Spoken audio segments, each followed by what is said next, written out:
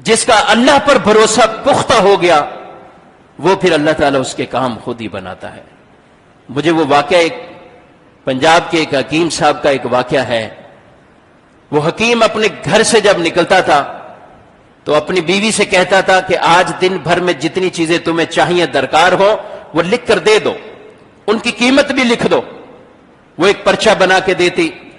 وہ اپنے مطلب اپنے دواخانہ پہ پہنچتا اور پہنچنے کے بعد اللہ سے دعا مانگتا, یا اللہ میری آج کی ضرورت اتنے روپے ہیں, جیسے ہی یہ ضرورت پوری ہو جائے گی میری دکان کا شٹر بند ہوگا, میں تیری عبادت میں لگ جاؤں گا, میری آج کی ضرورت جیسے پوری ہو جائے. وہ حکیم جیسے ہی وہ لکھتا رہا, ایک دن ایسا ہوا کہ اس نے آ کر اپنی دواخانہ پہ جب پرچی کو کھولا تو اس کا سر چکرا کر رہ گیا. وہ گھوم گیا بالکل, کیونکہ اس کی دیگر مرچ مثالوں کے ساتھ ساتھ آگے پرچی پر یہ لکھا ہوا تھا کہ بیٹی کے جہیز کا انتظام. پہلے تو بڑا چکرا گیا کہ کیا ہوگا, لیکن پھر اس نے اپنے آپ کو سنبھالتے ہوئے, جب میرے سارے کام رب نے بنائے تو میں اللہ کے حضور ہی دعا کرتا ہوں. وہ پرچی کے آگے لکھ دیتا ہے یہ اللہ کا کام ہے, اللہ جانے. بقیہ اپنے دکان میں مصروف ہو جاتا ہے.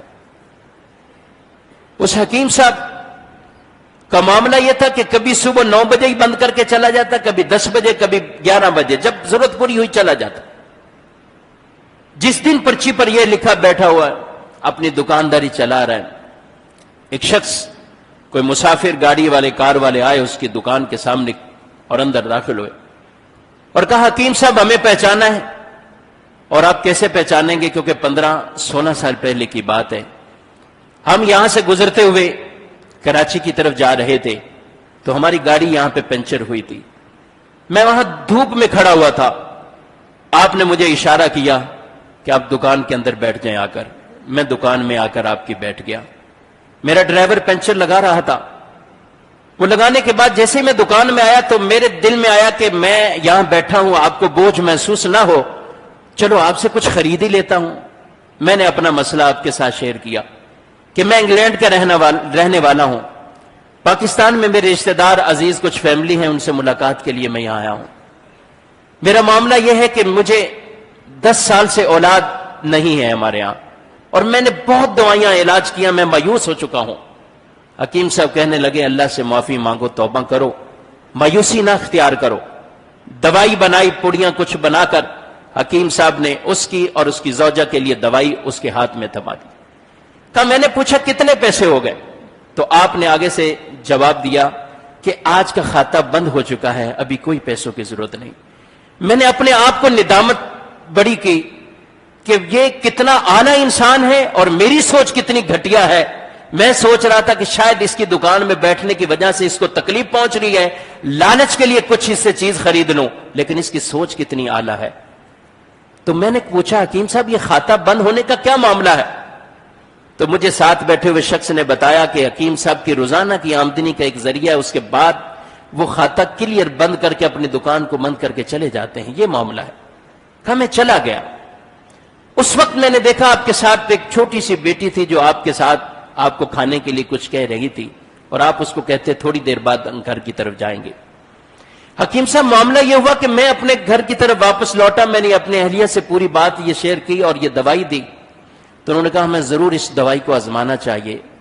ہم نے وہ دوائی کھائی ہے, اللہ تعالیٰ نے مجھے ایک نہیں 3 بیٹے عطا فرمائے ہیں, 3 بچے ہوئے ہیں میرے, اور ہم سب باہر رہتے ہیں. میری ایک بیوہ بھانجی تھی, اس بیوہ بھانجی کی شادی کے لیے ہم انگلینڈ سے یہاں سفر کر کے آئے. جب ہم یہاں اس کی شادی کی پوری تیاری میں مشغول رہے, اس کا جہیز بنایا, سب سامان بنایا, سب کچھ تیاری کر لی گئے, لیکن اچانک شادی سے ابھی ہی 1 ہفتہ قبل اس بانجی کی ایسی طبیعت خراب ہوئی کہ وہ دنیا سے رخصت ہو گئی ہے, وہ فوت ہو چکی ہے. ہم بڑے پریشان ہوئے. ساری خریداری کرنے کے بعد اب بھاجی کا انتقال ہو گیا, تو میری اہلیہ نے اور مجھے مشورہ دیا کہ یہ سارا سامان ہمارے پاس موجود ہے, کیوں نہ ہو کہ ہم اسی حکیم صاحب کے پاس چلے جائیں جن کے 15 سال پہلے ہم دوائی لینے گئے تھے.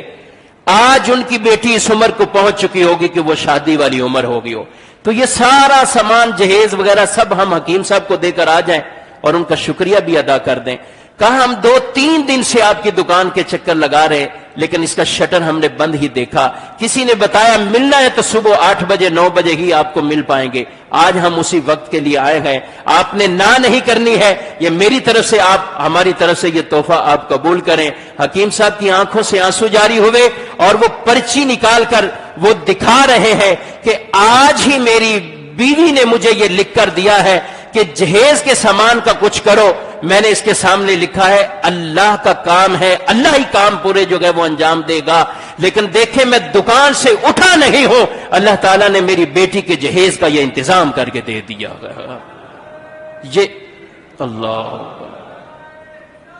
یا رسول. میرے بھائیوں یہ واقعہ تو ایک واقعہ ہے اور حقیقت ہے, یہ حقیقی واقعہ ہے. لیکن یہ ہمیں ایک حکیم کتنا بڑا توکل کا درس عطا فرما, کتنا بڑا توکل کا, اللہ پہ بھروسہ ہو, اہتمام ہو اور اللہ سے ہی لو لگائی جائے, اللہ سے مانگا جائے, اللہ کی اطاعت اور فرمانبرداری والے کام کرتے رہے. تو پھر دیکھیے اللہ تعالی ہماری مشکلات کو کیسے حل فرمائے گا. اللہ کریم رب العزت جل وعلا ہم سب کو ان باتوں پر عمل کی توفیق عطا فرمائے. آمین بجاہ نبی صلی اللہ علیہ وسلم.